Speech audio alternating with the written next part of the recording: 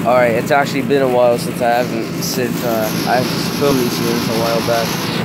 Got two Rheem Central Air conditioners running in cooling mode. It's not that hot out, but it's a 2009 Rheem unit.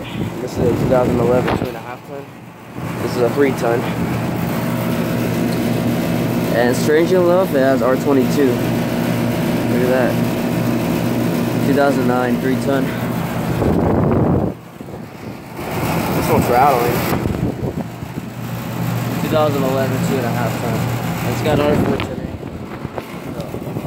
The rattling noise is coming from here. Like when I stop it gets quieter, but it needs to get fixed. So yeah, these are the two units.